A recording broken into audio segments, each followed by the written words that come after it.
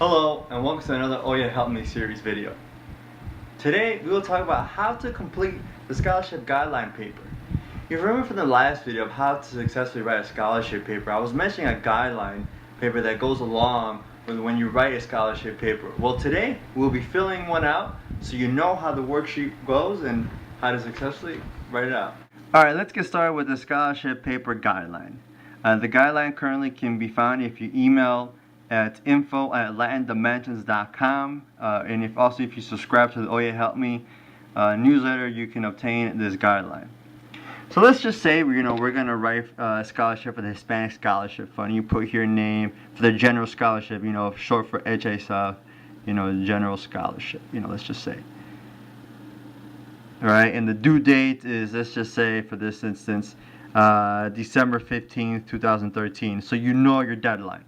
All right, your recommender's information. You're gonna have Dr. Garcia and Dr. Luis, or whoever it may be. I'm just throwing names out there. Now we begin to an important part in the outline process. When you're writing, for the Hispanic Scholarship Fund, for the general scholarship, usually they ask a question of, goals influenced by your Hispanic heritage. What are your short-term and long-term goals within that? You would put here, short-term goals. And then what are your short-term goals? One that can be, obtain a 4.0 GPA this next semester or this semester, whatever it may be. Graduate next May. That's a short-term goal. Long-term goal you put here, long-term would be obtain a PhD, or then become a professor or something like that. I'm just throwing things out there. What are your long-term goals? Or start my own company, or work for a bank, or whatever it may be. Your long-term goals. And then if it asks, community service, you put your community service or volunteer work.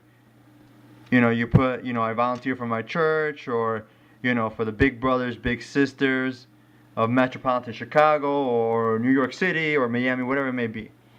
After that, if it asks, overcoming, academic challenges or whatever it may be, or some hardships, how did you do that? You want to say, I studied longer, I went to go get tutor help, I went to the office hours, or whatever it may be. So you want to write kind of an outline, some dots, and fill them out so that when you start writing this paper, you can go back and look at the outline and start filling it out and more, and writing it out. And another important part here is a unique story about yourself. Remember my friend that I talked about in the last video about how he studied abroad in South Korea for a semester, for two semesters.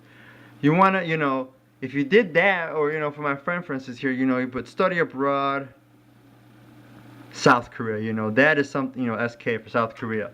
Or something unique about yourself was like, I became president of the Student Government Association. I was the first Hispanic or first Latino to ever win that position in my university. That is the unique. If you were the first Hispanic ever to win that position, president of SGA, or whatever, the first Hispanic to do so, that's something unique. You want to find something unique. If you haven't found something unique, go do something about it.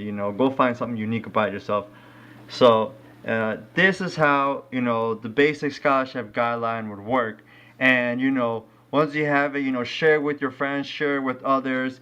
I apologize for the chicken scratch writing. It looks like mi madre siempre me decía, my God, mijo, tienes, you have horrible writing. You got to work on it better. And no matter how many times I practice, till this day, my mom still kind of yells at me for it. But I did the best I can.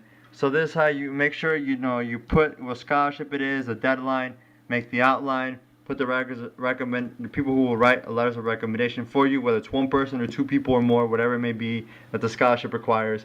And then, of course, who am I, and the unique story about yourself. Again, you can find this if you email at info@latindimensions.com, and also if you subscribe to our newsletter at www.ohyehelpme.net. Thank you, and tune in for next time.